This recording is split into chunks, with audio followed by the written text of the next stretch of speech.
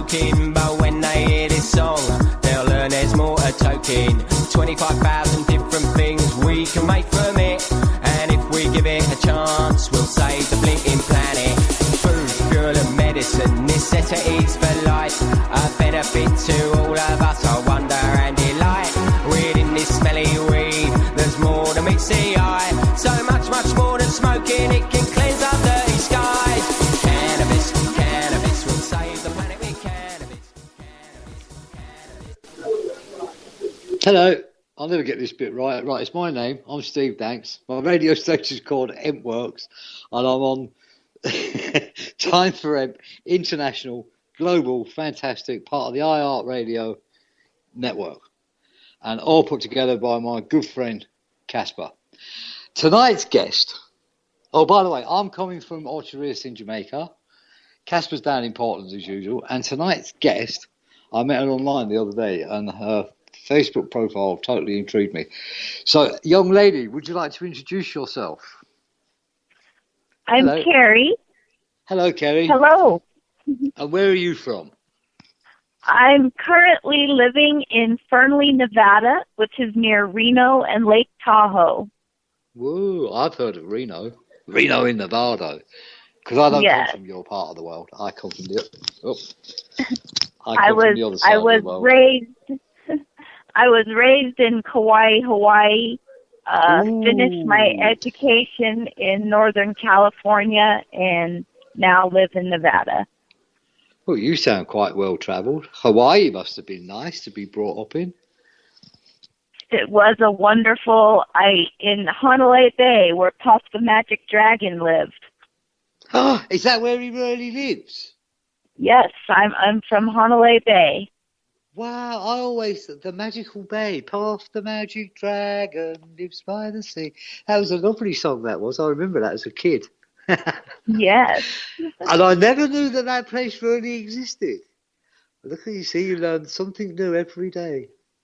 How fantastic. That must have been lovely as a child. Did you spend a long time there?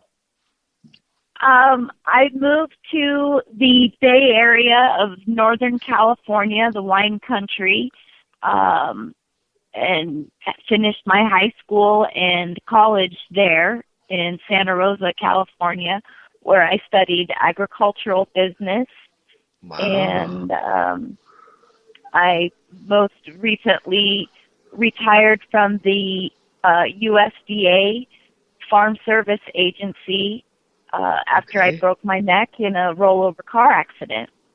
Right, we get on to that. So you're sort of pretty well travelled, and you brought up in a lovely spot, and then you got to study in a really nice place, and by the sound of it, you're in a nice place now.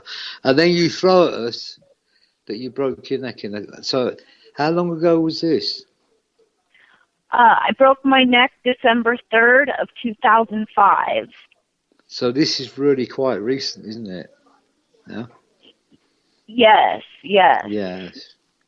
So there, so you was jogging along, as we say in England. You was living your life. It was all planned out, and then something really. What happened? Well, it was the coldest day of the year here in Nevada, and we had a heavy fog, which the native Indians refer to as pogo nip. And I missed the turnoff to Fernley and ended up 90 miles out of my way in the middle of the desert. And I broke a tie rod end in the loose gravel.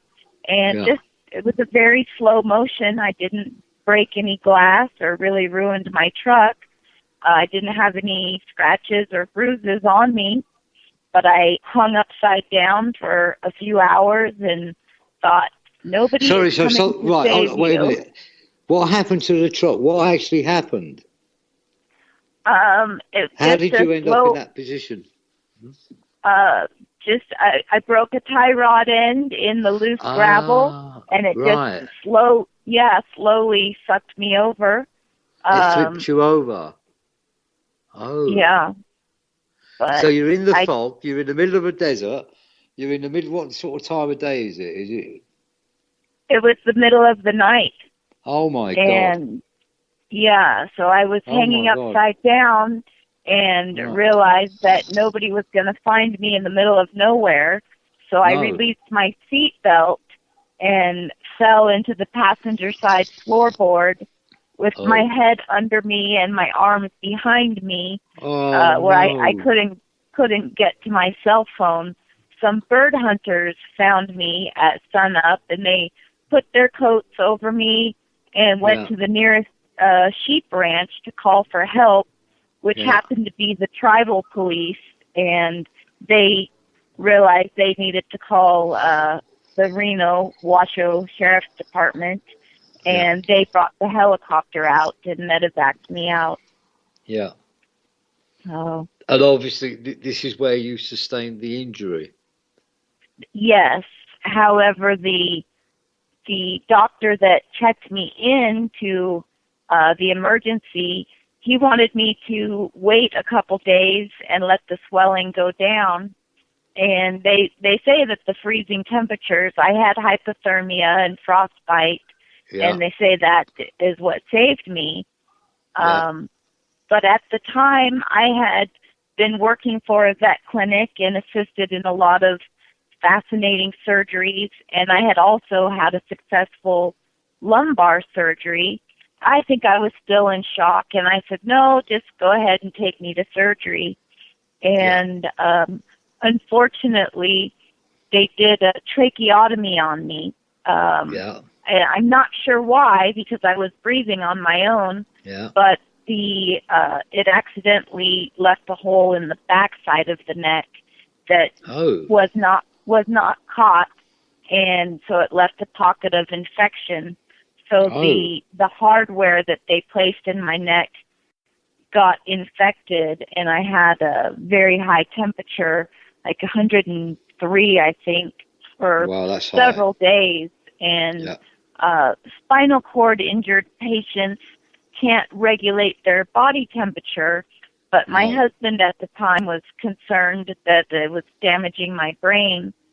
So he called some other hospitals, and Craig Hospital in Denver, Colorado, accepted me, and they medevaced me from Reno, Nevada to Denver, Colorado, where I spent another 9 months on a ventilator and feeding tubes, and had a lot of surgeries and therapies and a lot of pharmaceuticals. And finally, he brought me home against medical advice. It was early in their opinion, but at that time I'd already been on a ventilator and feeding tubes for almost a year, and pharmaceuticals. So can I hold you there a minute, right?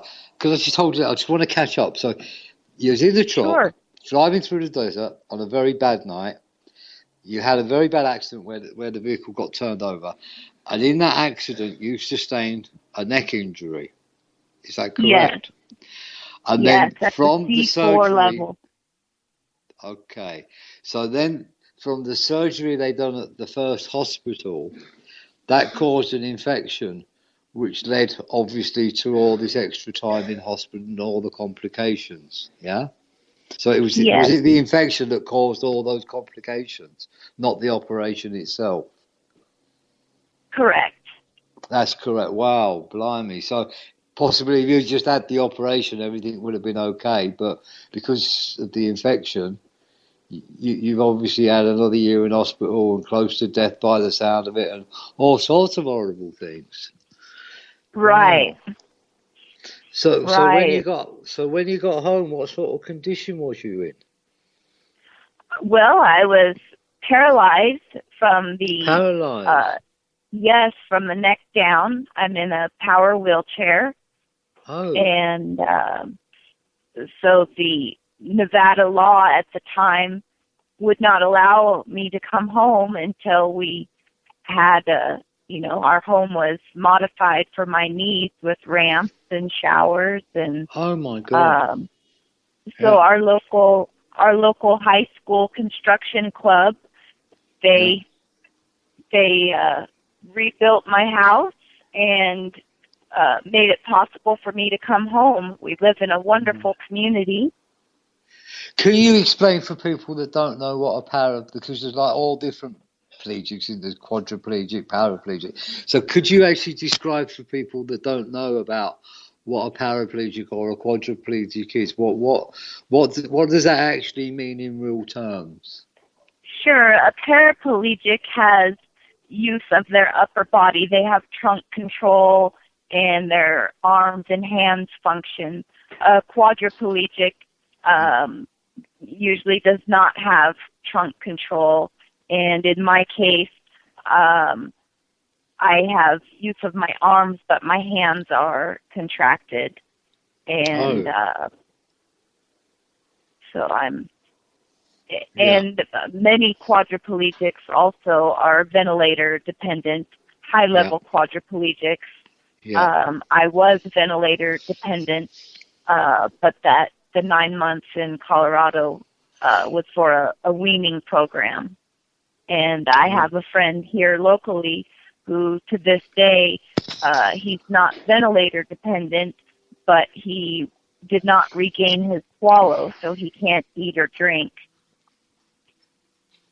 So this accident was obviously a very big life-changing event for you, because when you left that night, you was an upright, everything working sort of person, and when you come round in the hospital, or when you come round in the car, you pretty much lost the use of everything. Wow. In the blink of an eyelid. I was 33 years old. I thought I was hot shit. Yeah. I thought I was cute and had a good job and a nice truck. Yeah. I'm sure you had all those things. But it was a fascinating experience. I met a lot of really wonderful people of all different age groups and backgrounds, and it was fascinating to see how differently everybody dealt with their injuries. Unfortunately, there was a young husband and father hospitaled with me at the same time who attempted to hang himself with the patient lift. He was so despondent at his life changes, and it didn't kill him, but it rendered him unable to know if people were coming or going. And in my experience, I'm glad I'm still here in any capacity. Maybe not the outfit I wanted to wear today, but it's still, life is grand. Absolutely. But unfortunately, as you well know, some people can't quite make it, can they? Yeah. But obviously, there's a lot of you to do. And I've got a friend who told me he's quadriplegic, paraplegic, and he's been like that for about 30 plus years. And he's had quite an interesting life. He really gets on with it, you know. He amazes me. I really look up to him. Yeah, if you're listening, Jimmy, that's Jimmy McAteer, Mum. Really? Yes. Yeah, incredible. It's not his story, it's your story, but I sort of know where you come from. Amazing. So also as well, so obviously with all these life-changing things going on not for the good, you mentioned earlier before I interrupted you and picked up, a lot of pharmaceutical drugs are going on. You obviously became pharmaceutical dependent on a lot of drugs that you wasn't dependent on before the accident. Right. I was well insured as a federal employee, and I know you know from your hospitalization that they will give you everything under the sun, and then they contradict each other. When I came home, my best girlfriend picked my prescriptions up at the local pharmacy, and they handed them to her in a milk crate, and my copay was $500. And I basically, at that point, I lived in my pajamas, and I was still, pretty happy, but over-medicated and incontinent. I had bowel and bladder incontinence, and so it was no quality of life. And I went to my local doctor, and that I have no intention on living this way. Yeah. So we gradually switched some food things and kept pulling the different pharmaceuticals away.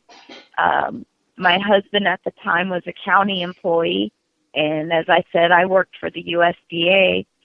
And at the time in Nevada, in order to get your medical marijuana card, you had to apply through the USDA. Oh, right, let's move. Right, I'll stay there. Right, so you're on a lot of pharmaceuticals, which obviously, as everybody pretty much knows these days, they don't do you any favours, and they're very long term, and they don't really cure the things that they give them to you for. So obviously, then you found this cannabis, yeah. So Correct. How did that come about? So the switch over's come about. You're changing diet. You're looking at things. You obviously are not happy with the quality of life, but think you can improve it.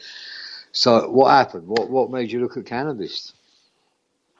Well, my husband at the time, he was raised in Humboldt County, Northern California, and so he knew a lot about the plant.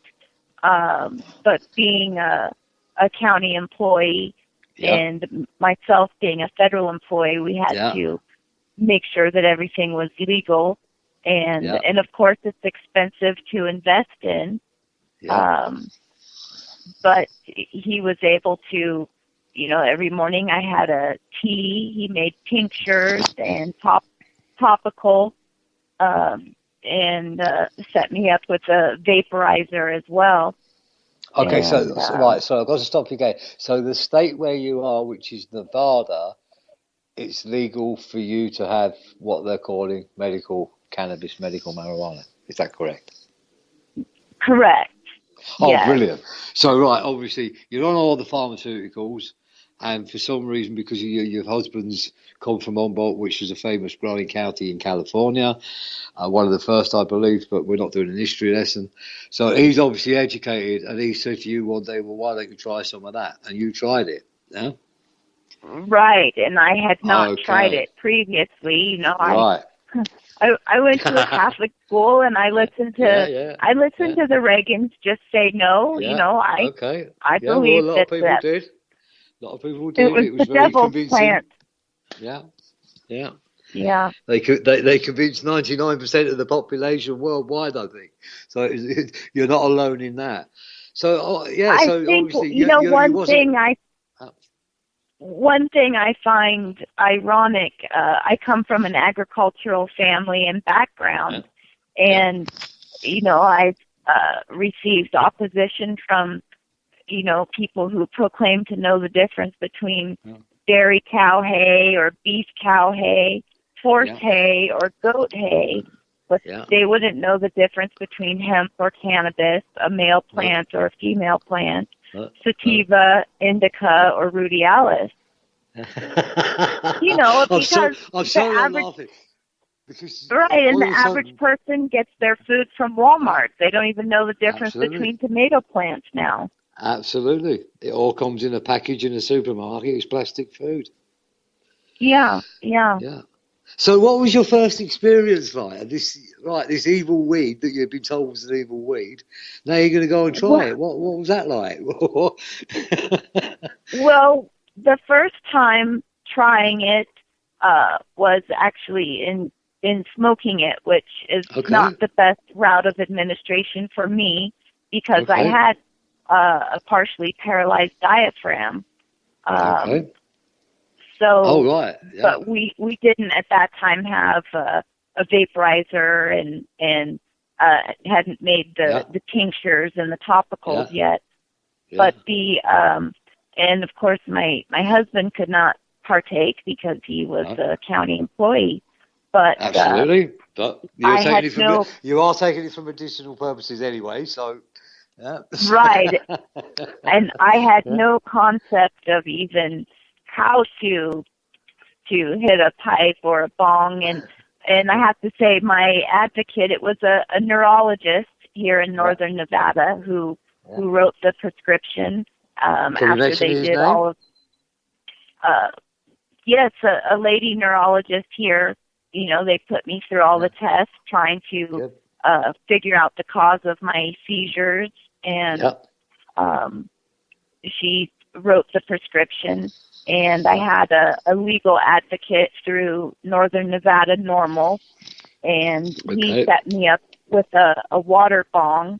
And my poor husband trying to teach me how to use it. It was very humorous, for sure. I'm sure. And not knowing what to expect, trying different strains, definitely went through different trials, mind expanding, where I definitely knew, I'm not tracking right. Mind you, you can't really go far in a wheelchair, can you? You are in a sort of semi-safe environment. Yes. I definitely had a moment or two where I would have to say, Harley, can you drive my wheelchair? Or I'm not safe. You're not safe, but you can't really go anywhere. It was a lot of fun.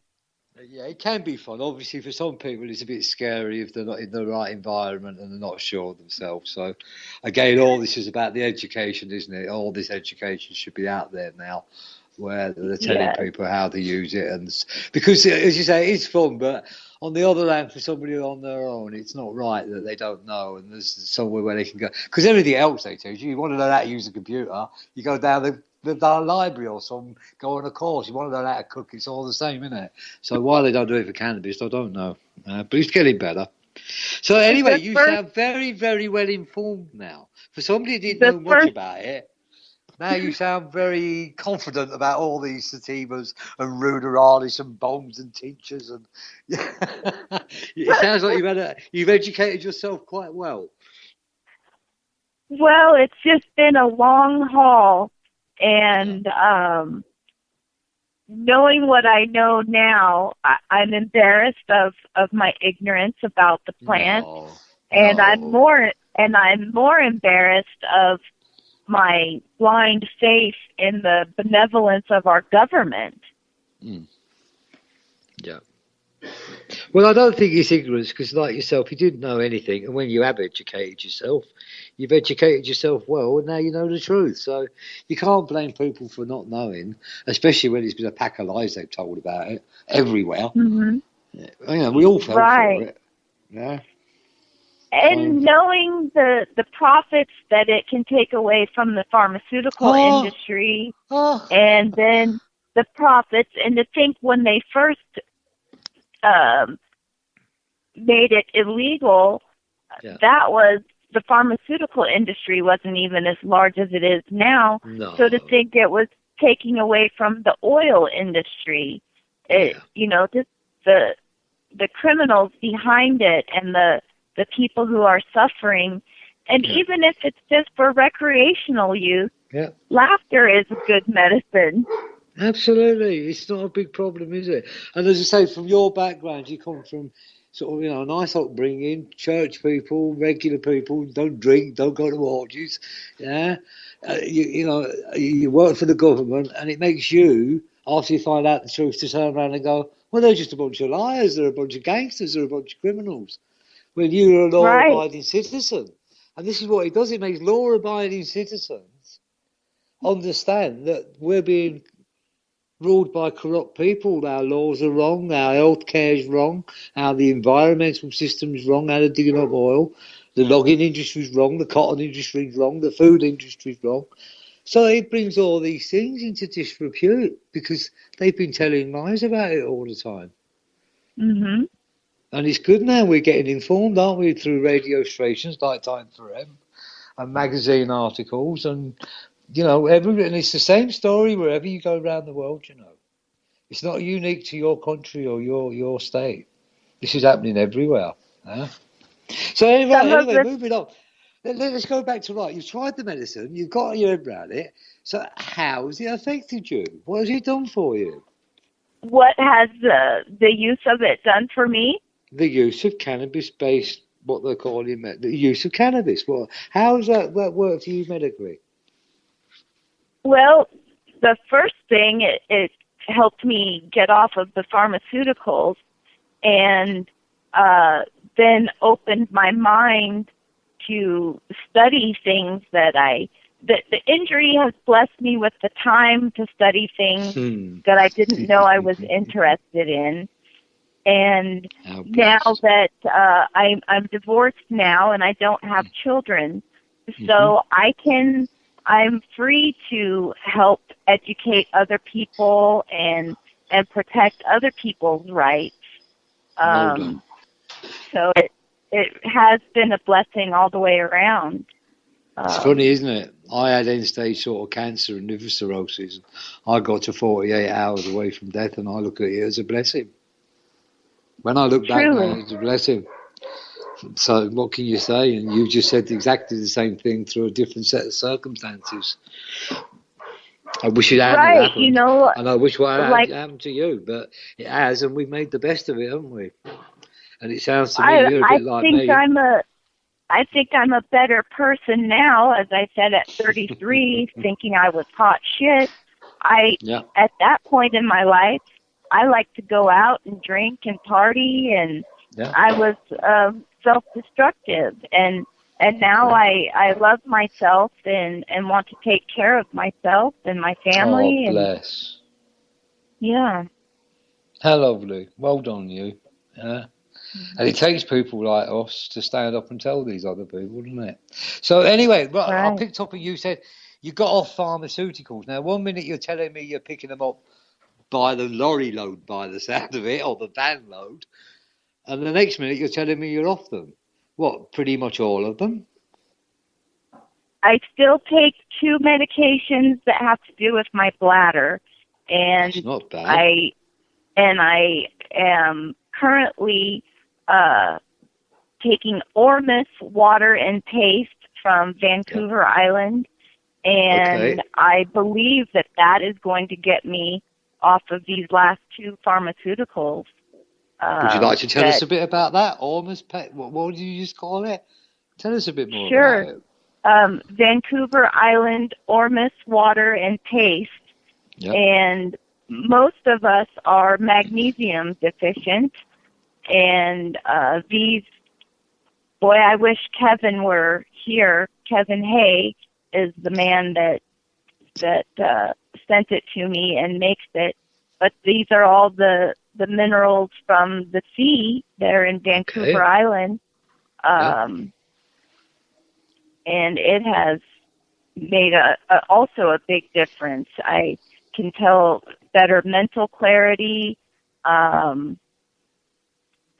Due to my injuries, I have half of a stomach and 3/4 of my intestines. So when you think of all the different modalities of and routes of administration, whether it's hemp, cannabis, anything that you put on the soaps that you use, our skin is the largest organ. So I do a lot of topical hemp and cannabis, and you think of all the beautiful alveoli in the lungs that we can vaporize and smoke. I had an oncologist from San Francisco tell me that even smoking a joint was less detrimental than an asthma inhaler. Well, there you go. I've heard that there's a few of them saying that at the moment. He's not alone in that statement. There's a few of these big professor doctors saying that. So, let's go back. Let's just backtrack a little bit again. So, you got rid of loads of these medications. You're down to the last few, which are obviously they don't sound that horrible because they're for sort of controlling the bladder movements, So you're not on some of these heroin and Oxycontin and horrible things like that. So, you put this down to using cannabis-based plant medicine. And I'm not completely against the pharmaceuticals. I met a lot of wonderful doctors who definitely, kept me going over that year with the pharmaceuticals.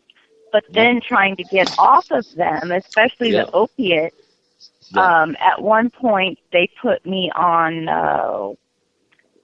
methadone. I had never methadone? heard of methadone. Yes. I think you that to people trying to get off heroin.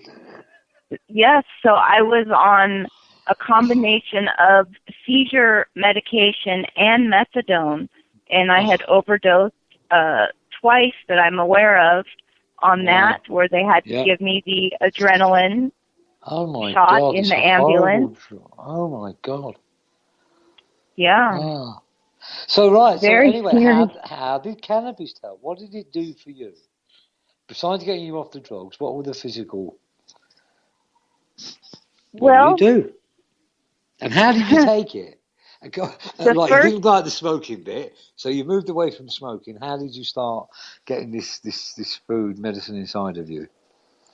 Well, I have to say that I enjoy smoking it. I enjoy the culture of smoking, all of the beautiful pipes and even the process. I don't have the manual dexterity to roll, but I enjoy. So even just that process is relaxing to grind it and smell it and to puff. Absolutely. However, I think the best route of administration is a paste or an oil. I think the concentration and the best use of your product, no waste, would be the paste and the oil, and the topical. Again, all the skin being the largest organ, if you can do it topically, if you can get it to all of the alveoli in your lungs, if you can eat it. And I have friends who even do colonics, they'll have an enema. Yep. Well, like Rick Simpson. Yep. So it sounds like you pretty much use it all sorts of ways. I have to, because my system has been so compromised, as I said, having half of a stomach and 3/4 of my intestine, and also as a quadriplegic, I don't sweat below the level of my injury. So I'm not even sure how much of it is absorbed through the skin. So on people that are non-injury, the skin will absorb 60%. What you put on the skin, 60% is absorbed by it. So that's why all these nasty chemical toiletries and things are so bad for you. Oh, that's good it's going to know. through skin barrier. Yeah. The topical product that I use is from RX Canacare. His name is Thompson Prater, and he's in Hollywood. But these products, he also makes oils, and then I use a hemp paste that I eat, made by it's called Holden's Hope, made by Brad Morehouse in Colorado. Big shout going out to them, and if they want to get in touch with us, I'm sure we can get them on the show and give them a big shout for their company.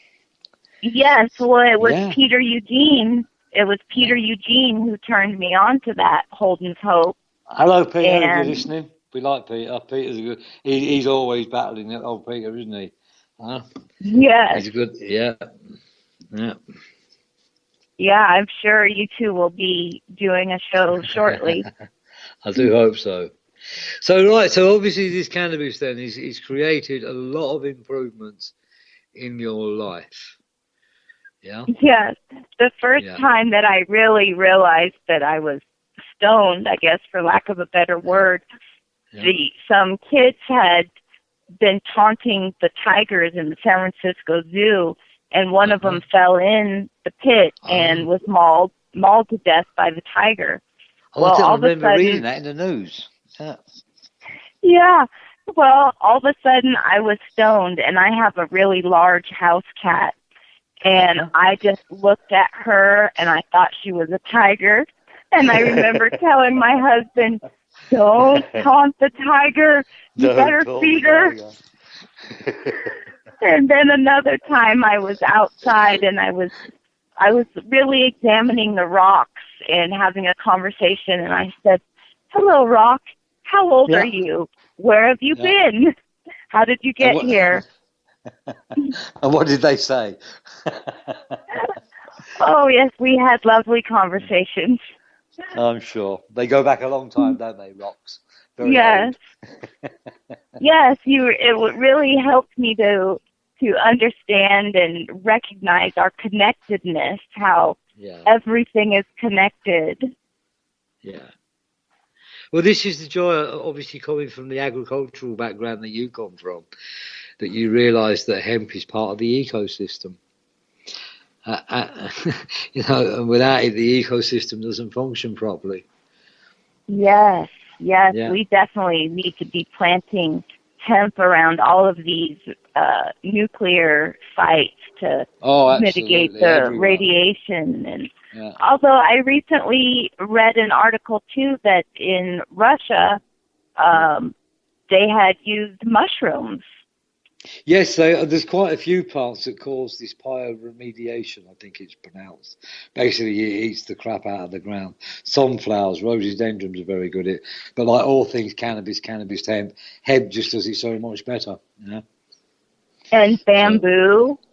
So it does it better than all of them. Yeah, all these plants sort of do it. I'm not too sure about bamboo, but certainly sunflower, certainly flax, certainly rhododendron, and there's a few others as well.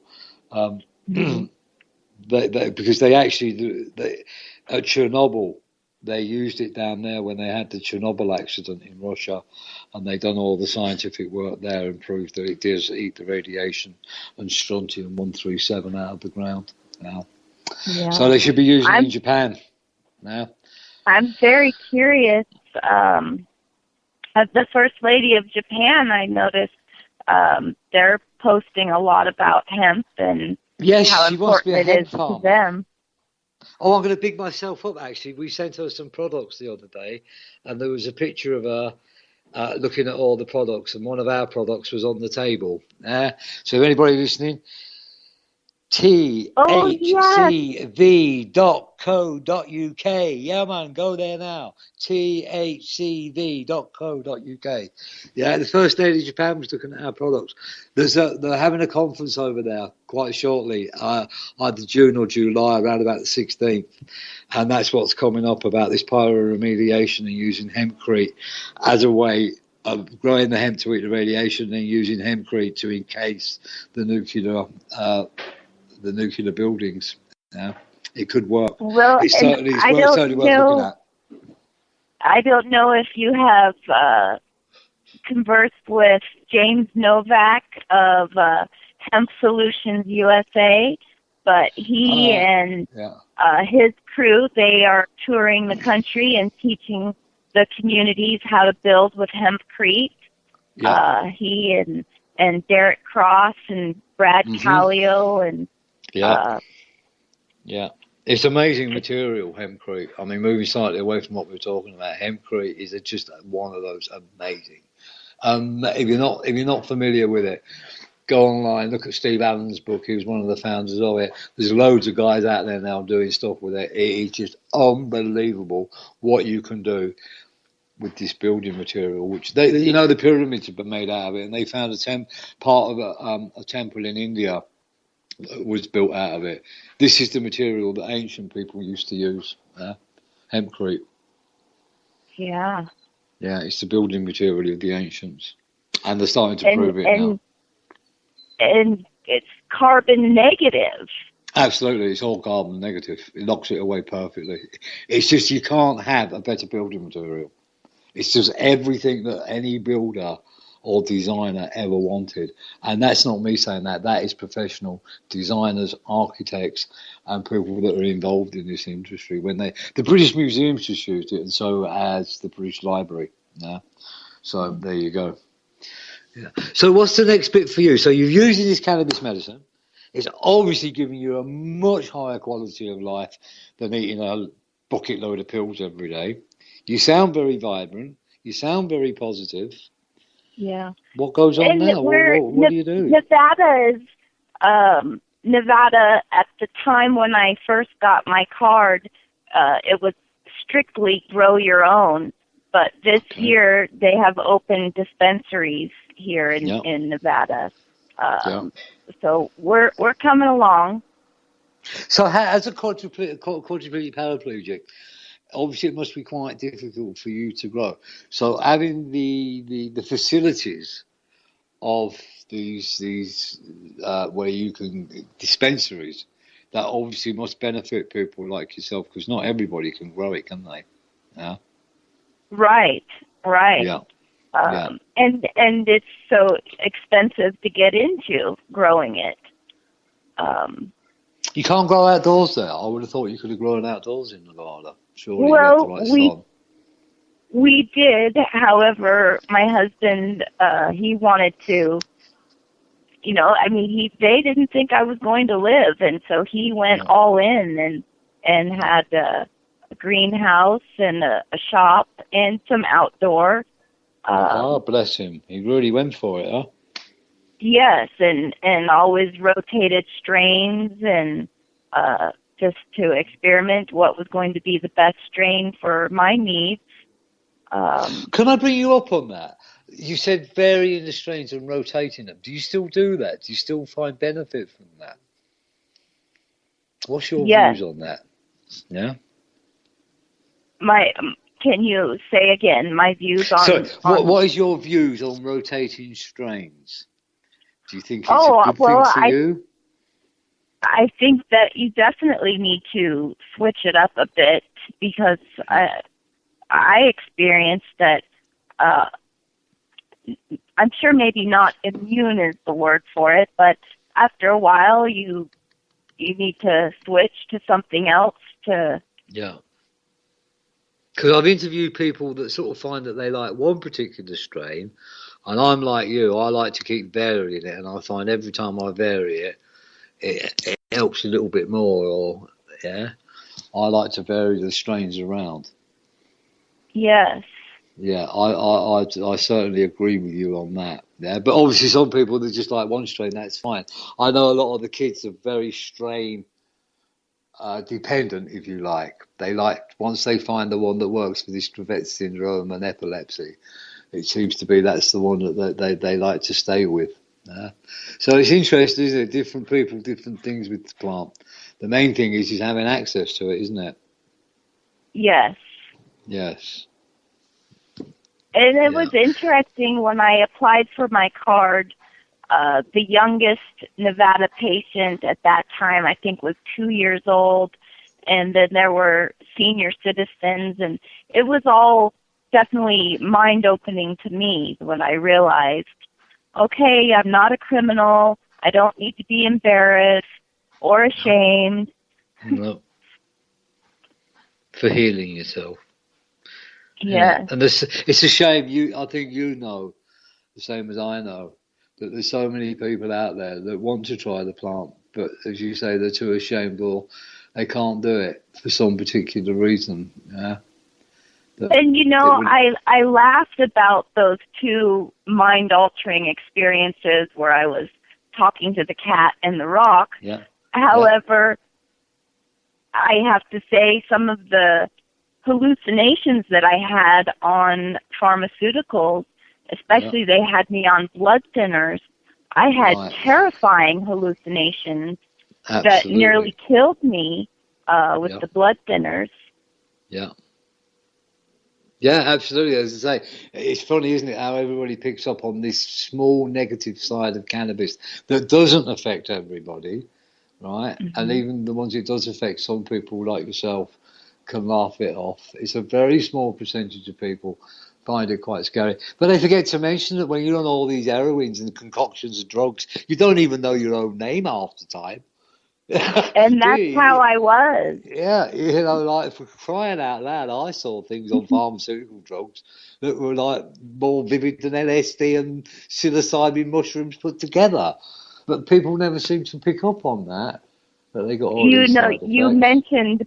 You mentioned mushrooms, and I've not tried any other hallucinogens, but I've read studies where the doctors are using hallucinogens, LSD on spinal cord injuries. And so I met a man who has done mushrooms I think he said mushrooms. He's also tried the peyote and ayahuasca. And I was afraid to try anything else because I'm unable to sweat and unable to vomit. And so I thought, no way, I'm not going to try anything. Not ayahuasca, because you need to vomit. Ayahuasca, that's part of it. You do need to purge. Well, so and what he said that with these other paralyzed people that he had done this with, that their autonomic nervous system began to function correctly. Wow. I certainly know that on psilocybins, there's a lot of research on the psilocybin mushrooms and neural connectivity. Yeah, that seems to be the one that they're certainly worth looking at. Yeah, psilocybin mushrooms. But again, I would be open to try that. But I don't know where that. Well, I'm sure they'll come into your consciousness if they're meant to be. Wow. But as I say, there is certainly an institute in the UK called the Beckley Institute. Is looking at a lot of these things on a very professional basis. So again, who knows what they're going to find and who knows what has been hidden for us, because if they've lied about cannabis, you can bet your life they've lied about everything else. Hey. Yes. Yeah, absolutely. So it's and that's the other thing, isn't it? Once cannabis opens your eyes, you become more open to accepting some of the other stuff that is out there that maybe before you wouldn't have thought twice about. Interesting. So what's your next move? Right, have you got any? Right, we're getting close to the end of the show, believe it or not. An hour's gone past. It's been really lovely talking to you. So have you got anybody you want to say hello to? Have you got any projects? Have you got any meetings you're going to? Is there anything you'd sort of like to tell us before we shut down? Well, of course, I would like to give my love and gratitude to my now ex-husband Harley, and he's aware that he's aware that I'm on with you today, and he's looking forward to hearing it. And my friend Brad Callio, he is very active in the hemp industry. James Novak of Hemp Solutions USA. Peter Eugene of the International Cannabis Patients Wall. And, everything Peter is. I think he's got that 6 channel going. I think there's 6 of them actually. It can't possibly just be one Peter Eugene. This is just too much. Yeah. And to you, I'm so grateful to have connected with you and have this opportunity. I look forward to learning more from you. Oh, hold on a minute. I forgot one big vital question. We've got 4 minutes. On your blog, on your wall, you said you were cured by cannabis and sex. So come on, what's the sex bit? Let's finish on a high note. What's all that about? Well, yes, the sacred power of your yoni. Our electrical system. I had no idea. Everybody knows that it feels good and it's fun. You connect with each other. But in my experience, my electrical system is fully functioning with proper intercourse. And fantastic. So we've been blessed with these bodies that we need to enjoy every aspect. And absolutely. I think the Bible got it wrong, you see. They put go forth and be celibate. I think it was a typo. It should have been go forth and celebrate. Right. I mean, as you say, we have bodies. Let's celebrate them. They're fantastic. We were put here to procreate, to create, and it is a wonderful thing and healing. So if somebody says they have a headache, not tonight, dear, I guarantee you that a good rogering will make that headache go away. And I don't know how every spinal cord injury is different. In my case, some senses were lost and others were heightened. And in my case, my genitals became hypersensitive. So I have to be careful that my clothes are not rubbing me the wrong way, or that my machine isn't rubbing me the wrong way. Yeah. Well, that must have been quite difficult in the beginning. I bet you wondered what was going on. You had no feeling in your toes, but you should be out in the knickers sort of thing. I mean, that must have been very confusing.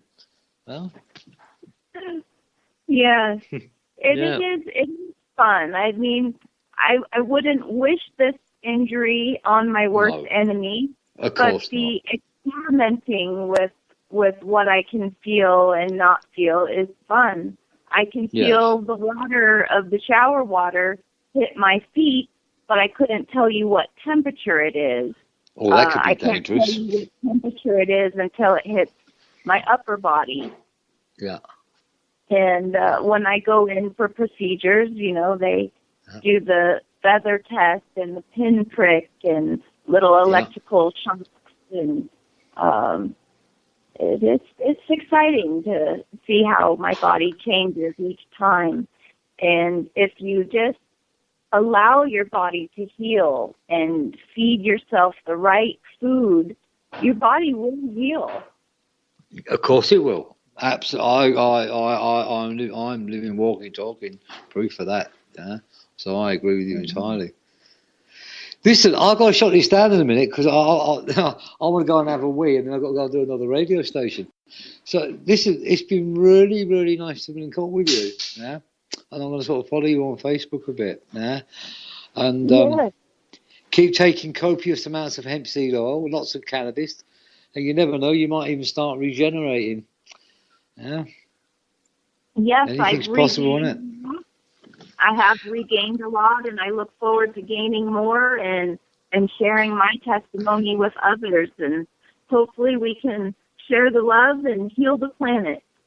Absolutely. I couldn't agree more with you, because we've got nothing better to do, have we, really? Everything we're being offered by the other side is just all war and horrible and finishing and trees cutting down and animals dying. I can't deal with that. Yeah. Let's go forth, celebrate, plant hemp everywhere, start fixing people, and I'll get the job done. We give it a go. We got nothing else left on the planet that could even come even close to what this cannabis hemp does. So why they're holding back on it, I don't know. It don't make any sense to anybody. The cat is out of the bag. Right. No there's people like you. I was going to say there's people like me and you walking about. Unfortunately, you can't quite walk. But all the time that me and you have got a mouth, what are we going to talk about? Cannabis. Because that's why we're doing it. It's what kept us alive. Yeah. Right, Casper, young man. Are you there? No. He always does this to me. Cannabis will save the planet with cannabis. Cannabis is very good indeed.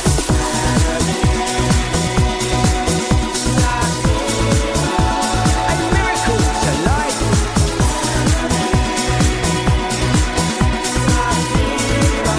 Save the fight of trouble and strife. A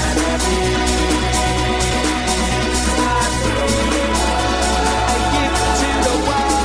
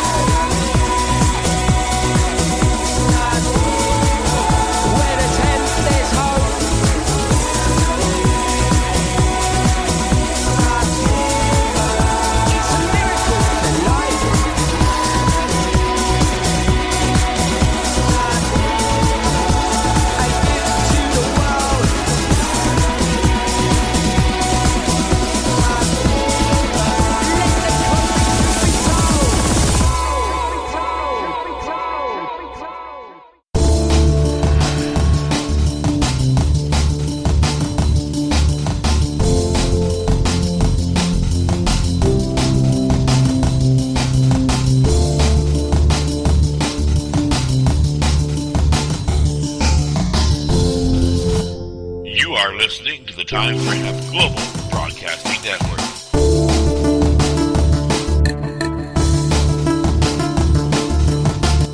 broadcasting network dedicated to ending the global war on drugs on iHeartRadio.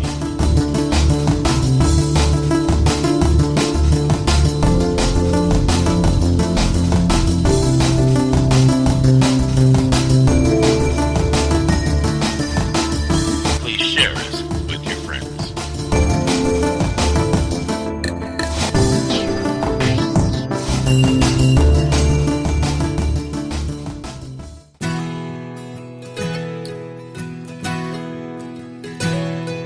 Since 1990, over 9 million people have broken the rules and got arrested for pot. That's more than the population combined from Alaska, Montana, Wyoming, and even Vermont. Man, that sure seems like a lot. 2005, over 3/4 million American citizens got busted with weed. What burns holes in my tent is 86% were arrested for possession. But what I can't believe is one of those people was me. So what can we do about legalization but rally around and reform legislation that state our position and make it our mission? A change in the law is what we need. It's time we legalize weed. Chief Greenbud is spouting about prison overcrowding, using words like reform, rally, and change. Why should we do time for a victimless crime? Marijuana isn't evil, but it's taking the blame. Don't you think that it's time for a change? So what can we do about legalization but rally around and reform legislation that state our position and make it our mission? A change in the law is what we need. It's time we legalize weed. Let's make it our mission, state our position. Change in the law is what we need. It's time we legalize weed. Yeah, it's time we legalize weed.